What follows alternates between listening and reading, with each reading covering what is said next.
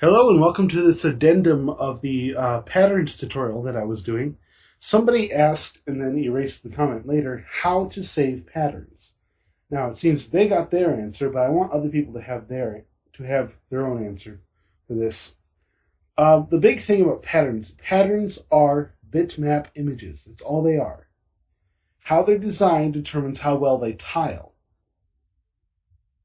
Now you can use any type of bitmap image. You can use a BMP, you can use a JPEG, you can use a GIF, you can use a PNG.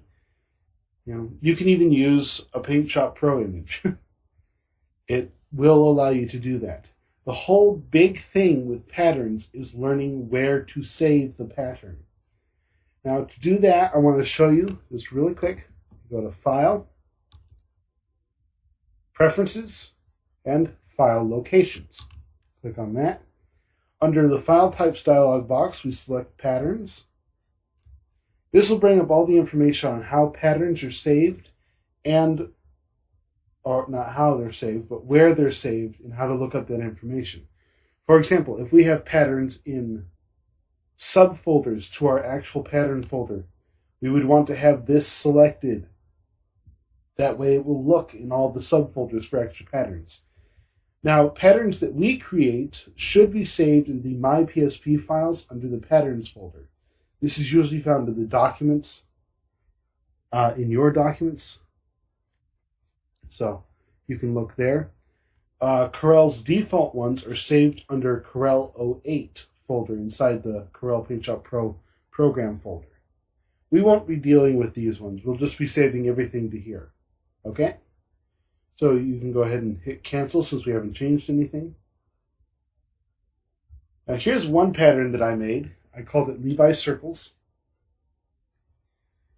It's not fancy by any stretch of the imagination, obviously, but what we're going to do is we're going to go File, Save As, and you'll notice I've already got everything set up. You got my documents, PSP files, patterns, and now Levi Circles is already saved here, but if we just go ahead and hit Save anyway, PS Replace, we close out, we can now use that as our pattern.